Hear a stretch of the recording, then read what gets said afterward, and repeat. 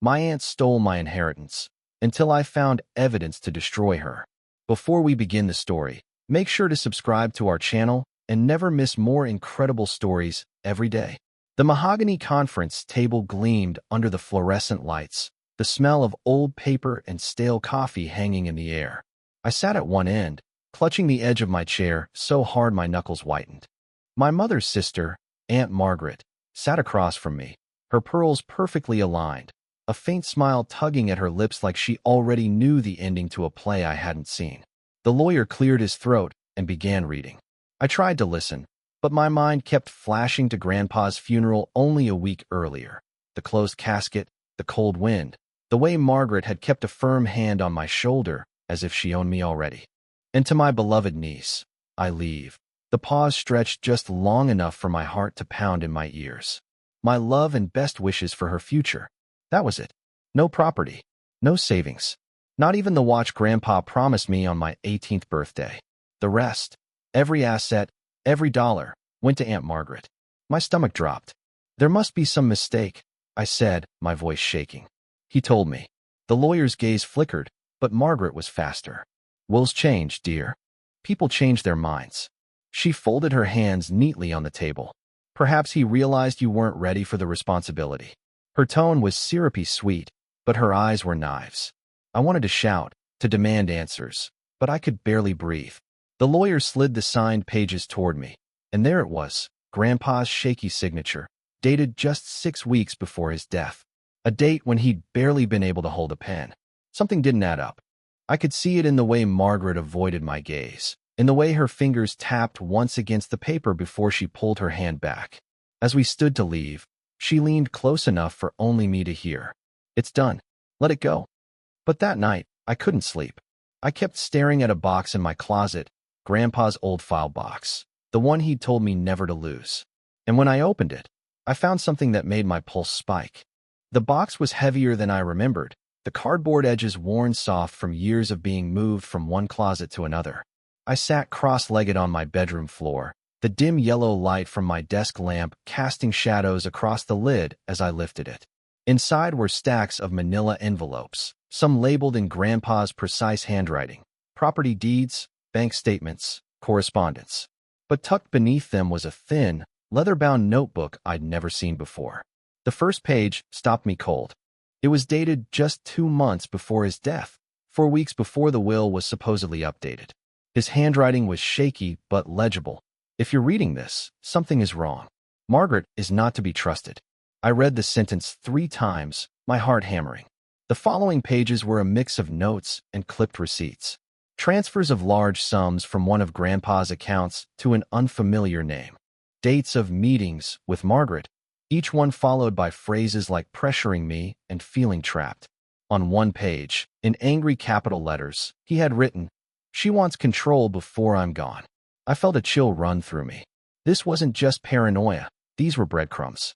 And if they were real, they meant the will I'd heard read that morning might not be legal at all. A folded letter slipped out from between the pages. It was addressed to me, sealed but never mailed. My fingers shook as I tore it open. They may tell you I changed my mind. I didn't.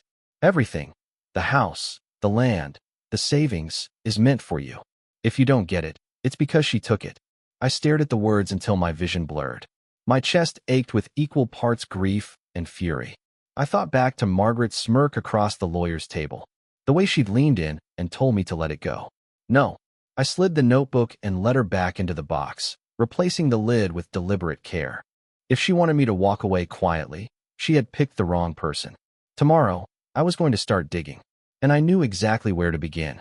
I didn't sleep that night. Every time I closed my eyes, I saw Margaret's face at the will reading, composed, smug, untouchable. By morning, my exhaustion had hardened into resolve. If Grandpa's notes were right, there had to be more proof, and I had a feeling she was keeping it close. Margaret still lived in the old colonial house she'd inherited from her parents. I knew her routine well: morning yoga, late breakfast, errands. By 9:30 a.m., she'd be gone. I waited until I saw her silver Lexus pull out of the driveway before walking up the path. The spare key under the garden frog was still there, same as it had been since I was a kid. My heart pounded as I let myself in. The house smelled faintly of lavender and furniture polish. Everything was arranged with obsessive neatness, but I wasn't here to admire her decor. I headed straight for the study, Margaret's command center. The desk drawers were locked, but the top one clicked open easily, revealing neat stacks of stationery and pens. Nothing. Then I spotted a false bottom in the bottom drawer. Prying it up revealed a thin folder marked legal. Inside were photocopies of Grandpa's will, 2 versions. One was dated a year ago, leaving everything to me. The other was the version from the lawyer's office, leaving it all to her. But it wasn't just the dates that were different, the signatures didn't match. The newer one, the one that cut me out, was shakier, uneven, almost as if it had been traced. I was still staring at it when I heard the sound of a door shutting. Footsteps. Slow, deliberate, moving toward the study. Margaret's voice floated down the hallway. "You really shouldn't be here, dear." My stomach dropped. She wasn't supposed to be home. And from the steel in her tone, I knew she already suspected what I'd found. Margaret appeared in the doorway, framed by the morning light from the hallway. She still wore her yoga clothes, but her perfectly styled hair told me she hadn't come back early by accident. Her eyes flicked to the folder in my hands, then back to my face, her lips curling into a thin, humorless smile. "You've grown bold," she said, stepping into the room. "Or perhaps just foolish." I swallowed hard, but didn't move. "You forged it, didn't you?" I held the 2 copies up, letting the sunlight hit the mismatched signatures. "Grandpa never cut me out. You did." She chuckled, low, almost pitying. "Do you think anyone will believe you over me? You're grieving, unstable, prone to dramatic accusations." She took another step forward, closing the space between us. "I have proof," I shot back. "Proof?" she echoed, raising a brow. "These? They'll be dismissed as copies. Do you even have the originals?" "No, I do." She tapped her chest lightly. "And before you imagine you can go to the police, let me remind you, I've been on the town council for 15 years. I know the DA. I know every judge worth knowing. You, on the other hand, are a broke 20-something with no legal training and a history of poor decisions." Her words stung, but I refused to flinch. "You're scared," I said, quieter now. "If you weren't, you wouldn't be trying so hard to intimidate me." For the first time, her smile faltered. She leaned in so close I could smell her lavender perfume. "Walk away, or you'll regret it in ways you can't even imagine." I tucked the copies back into the folder, forcing my voice to stay steady. "We'll see." Margaret straightened, smoothing her jacket as if the moment of tension had never happened. She didn't try to stop me as I walked past her, but as I reached the door, she said, almost casually, "Accidents happen, dear. Be careful." The folder felt like it weighed 100 pounds in my hands. I knew 2 things as I stepped into the cold air outside. She was dangerous, and I'd just crossed a line I couldn't uncross. I didn't go straight home. My hands were still trembling as I drove across town, the folder sitting on the passenger seat like contraband. Margaret's words echoed in my head. The confidence, the connections she claimed to have. If I took this to the police and she was right, it could disappear, or worse, I could be buried in counter-accusations. There was only one person I thought might help without immediately selling me out. Mr. Collins, Grandpa's old friend and retired attorney. He'd known our family for decades and owed my grandfather more than one favor. His house smelled faintly of tobacco and old books when he opened the door. "You look like you've seen a ghost," he said, ushering me inside. I laid the folder on his kitchen table, explaining everything. The will reading, the notebook, the suspicious signatures. His eyes darkened as he flipped through the documents, pausing at the 2 wills. "This," he said, tapping the forged signature, "isn't just sloppy. It's arrogant. Whoever did this thought no one would question it." "So you think it's fake?" I asked. He nodded slowly. "I'd bet my license on it. But here's the problem. These are photocopies. We'd need the originals to make any legal move." My stomach sank. "Margaret said she has them." Collins leaned back, folding his hands. "Then you need to get them, without her knowing." "That's impossible. She's not exactly the trusting type." His lips curved into a small, knowing smile. "Everyone slips eventually. Find her weak spot. And when you do, be ready. Because once she realizes you're coming for her, she'll come for you harder." Before I could reply, his phone buzzed on the counter. He glanced at it, then frowned. Strange, it's a blocked number. He answered, but whoever was on the other end didn't speak. They just hung up. He turned to me, his expression suddenly grim. You didn't tell anyone you were coming here, did you? No, I said, my chest tightening. Collins slid the folder back toward me. Then she already knows you're not letting this go. I left Collins's house with the folder clutched to my chest, the air outside colder than I remembered.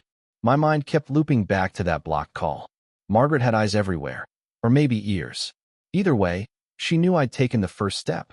By the time I reached my apartment, the unease had grown into something heavier. I unlocked my door, stepped inside, and froze. The place smelled faintly of my own lavender detergent, but stronger, fresher. Too fresh. Someone had been here. At first glance, nothing was missing. But then I saw it. The box from Grandpa's closet, the one that had held his notebook, sitting on the kitchen counter instead of my bedroom floor. The lid was gone. The contents, gone. I sprinted to my bedroom, yanking open drawers, checking under the bed. The notebook and letter were nowhere.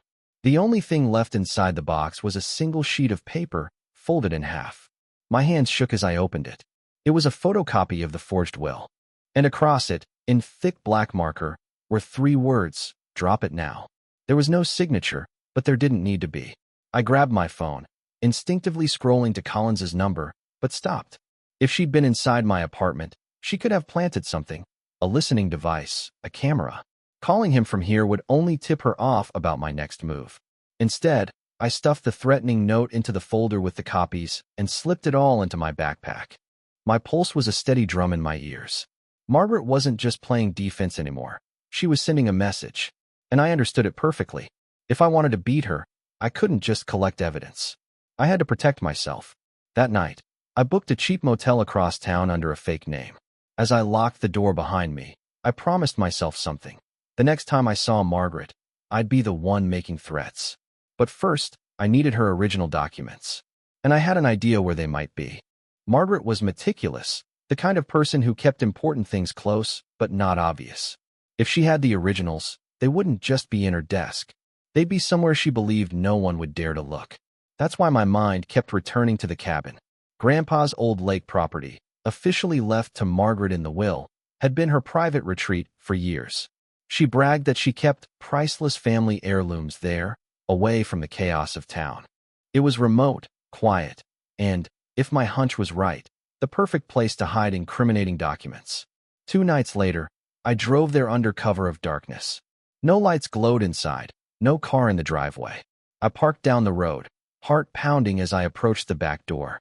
The lock was old, and a tension wrench made short work of it. Inside, the cabin was colder than outside, the air heavy with dust and faint cedar. My flashlight cut thin beams through the dark.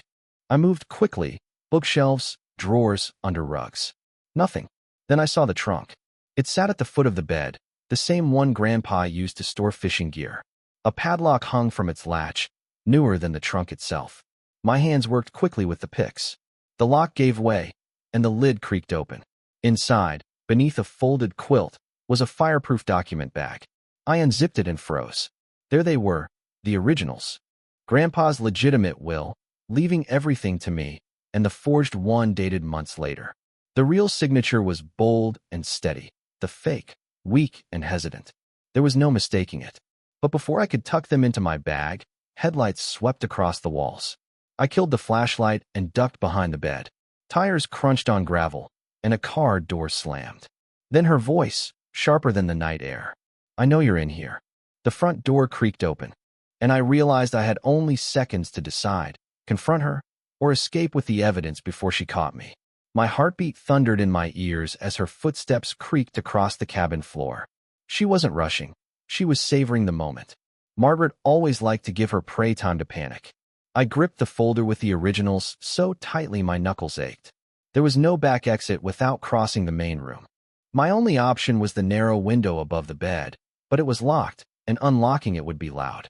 Her silhouette appeared in the doorway. You just couldn't leave well enough alone, could you? Her tone was almost amused, like she'd caught a child sneaking cookies. I stood slowly, refusing to look away. You forged his will. You stole everything from me. She stepped inside, her gaze flicking to the folder in my hands. And now you think you can prove it? Cute. But by the time anyone sees those, you'll be discredited. You've always been unstable. I took a step toward the window, trying to keep my voice steady. Maybe, but unstable people don't have signed originals. For the first time, her mask slipped.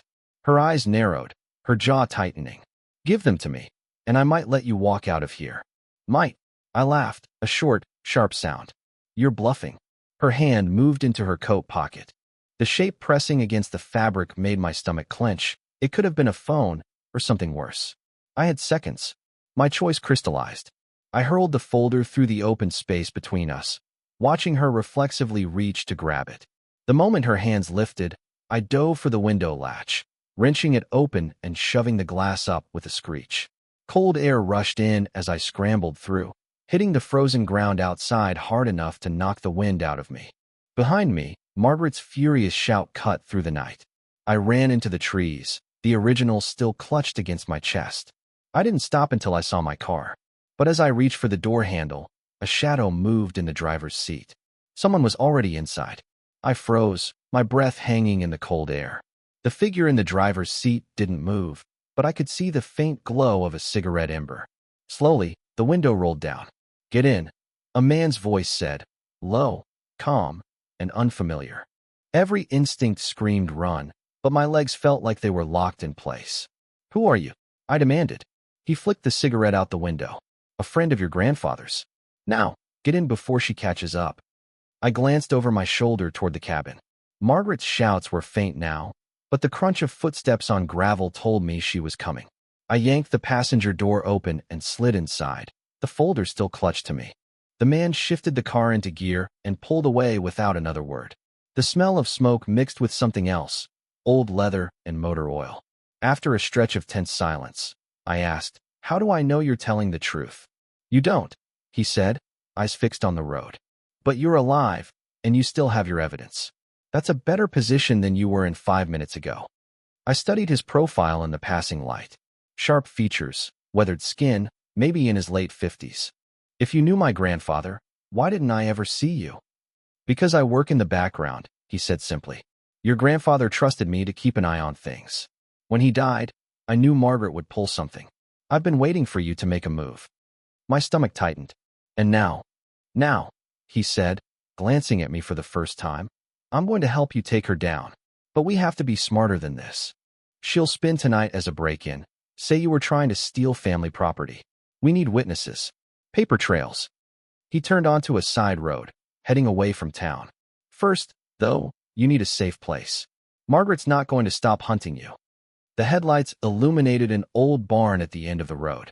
He slowed to a crawl. That's your safe place? I asked. He shook his head. No, that's where we find someone who can hurt her more than you ever could. The car rolled to a stop beside the barn, its faded red paint flaking in the moonlight. The man killed the engine and stepped out without looking back. I hesitated, clutching the folder tighter. Inside, the barn smelled of hay and machine oil. A single bulb swung from the rafters, casting long, swaying shadows. Sitting at a workbench was a woman, mid-40s, with dark hair pulled into a messy knot. Her eyes flicked up as we entered, and something about her gaze made me uneasy, sharp, assessing, as if she was already dissecting my intentions. She's the one? The woman asked, her tone flat. Yes, my driver said. This is the niece Margaret tried to erase. The woman's mouth curved into something that wasn't quite a smile. I know all about erasure. I set the folder on the workbench, wary. Who are you? She leaned back, crossing her arms. Name's Laura. Used to work for your aunt.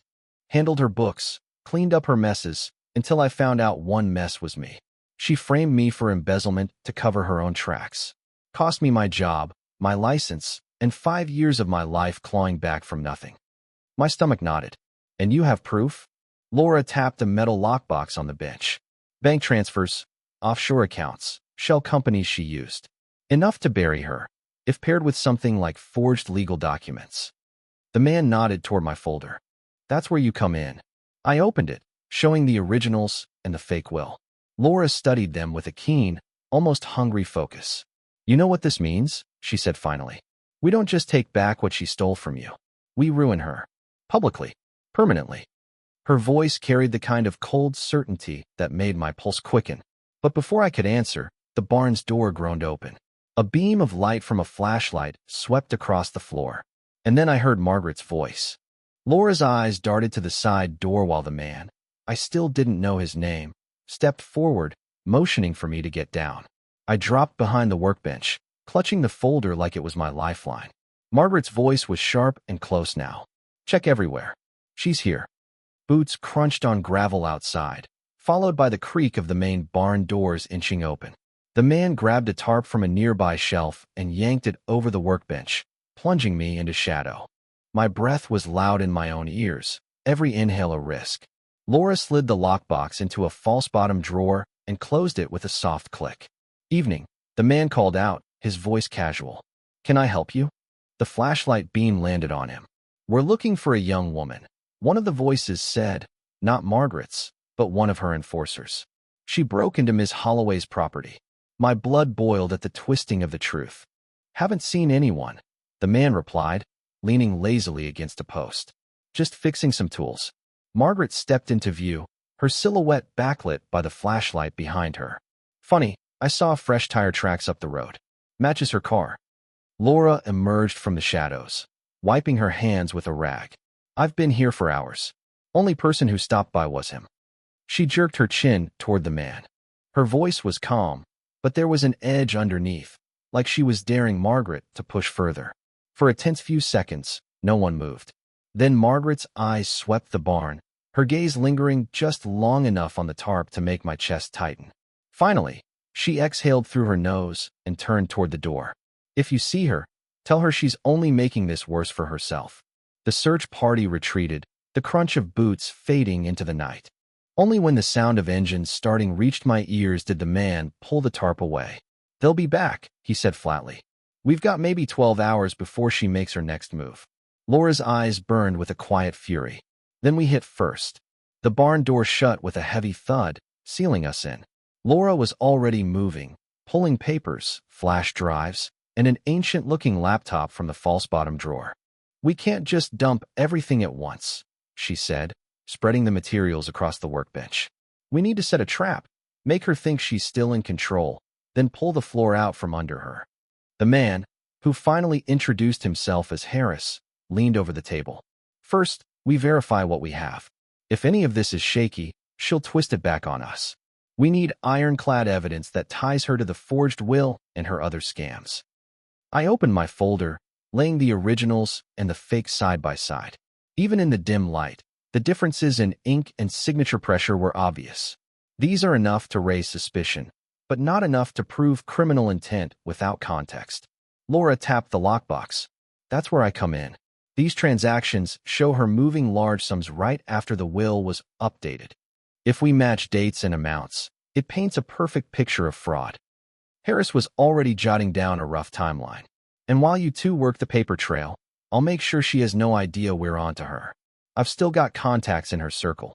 They'll feed her just enough to keep her confident. My heart was pounding, but it wasn't fear this time. It was something sharper. Purpose. What's step one? I asked. Laura's lips curled into a dangerous smile. Step one is making her talk. Get her on record saying something she can't walk back. We plan a conversation, record it, and tie it to the documents.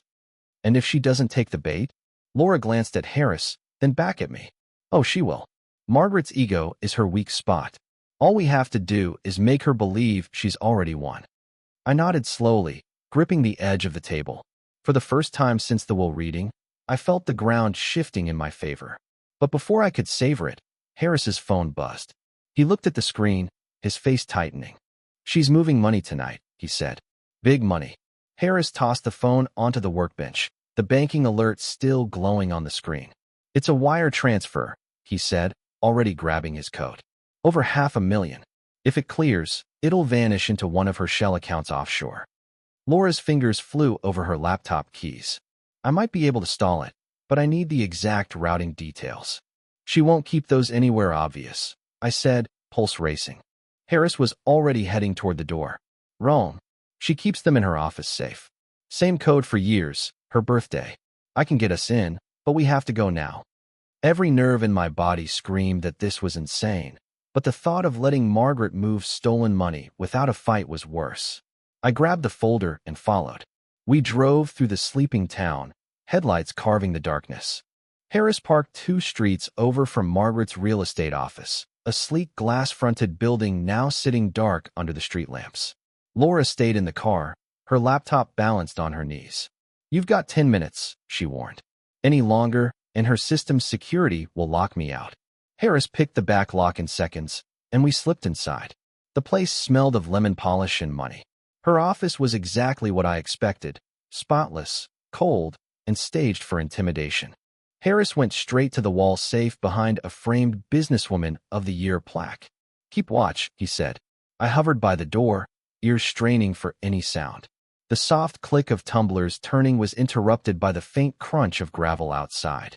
"Hurry," I hissed. The safe swung open, and Harris yanked out a folder stuffed with documents. I spotted the account numbers, exactly what Laura needed. We were halfway to the door when the building's alarm shrieked to life, piercing the silence. And then, from outside, Margaret's voice cut through the night. "I knew you'd come crawling." Margaret's silhouette filled the doorway, her tailored coat swaying slightly in the cold night air. Behind her, 2 men loomed, the same ones who'd been with her at the barn search. Harris stepped forward instinctively, blocking her view of me, but she tilted her head just enough to catch my face in the dim light. Her lips curled into a slow, poisonous smile. Well, she said softly. "The ungrateful little brat who didn't know when to quit." My fingers tightened around the folder. "You mean the rightful heir who you robbed blind?" Her smile didn't falter, but her eyes narrowed. "Careful. Throwing around accusations like that without proof, it's dangerous." "Oh, I've got proof." I shot back before Harris could stop me. "And soon, so will everyone else." One of the men stepped forward, but Margaret raised her hand, stopping him. "No," she said. "Let her talk. I want to hear how she thinks she's going to win." Harris's gaze flicked to me, a warning. We couldn't tip our hand too much yet. I took a step closer, the alarm still wailing around us. "You built your empire on lies. You forged the will. You moved the money. And now, you've just added breaking and entering to your list of crimes for showing up in your own office at the wrong time." Margaret actually laughed, low and cold. "Sweetheart, this is my town. My rules. And no matter what you think you've got, I can bury it. And you, before sunrise." The words hung in the air, sharp and deliberate. And that's when I realized she was giving me exactly what Laura wanted, a confession wrapped in arrogance. My phone was already recording from the moment we entered the building. Every smug syllable was being saved. But then Margaret's eyes flicked to my hand. She saw the phone. "Grab her," she snapped. The 2 men surged forward. The men lunged, but Harris moved faster. He shoved one into the doorframe, sending the other sprawling over a chair. I bolted for the side exit, clutching the folder in one hand and my phone in the other. The recording was still running, Margaret's confession secure. Margaret's voice rose behind me, sharp with rage. "Don't let her leave." Laura's car screeched into view just as I burst outside. She flung the passenger door open, and I dove in, slamming it shut. "Drive," I gasped. We tore down the street, headlights bouncing over the cracked asphalt. Laura's fingers flew over her laptop as she sped. "Tell me you got it." I hit stop on the recording and played it back, Margaret's voice crisp and unmistakable. "This is my town. My rules. No matter what you think you've got, I can bury it, and you, before sunrise." Laura's grin was electric. "That's it. Between the documents and this recording, she's done." By the time the sun rose, we were in a lawyer's office 2 towns over. Harris spread the evidence across the table while Laura uploaded everything to a secure server. Our attorney's eyes widened as he scanned the files. This isn't just inheritance fraud. She's been laundering money for years." Calls were made. Authorities mobilized. And by evening, Margaret Holloway was escorted from her glass office building in handcuffs, her face pale, but still trying to hold that icy composure for the cameras. The inheritance was eventually restored, but that wasn't the real victory. The real victory was watching the woman who had treated me like a powerless child lose everything she had clawed and lied to keep. Months later, I passed her in the courthouse hallway. She didn't meet my eyes this time. I didn't need her to. I had already won.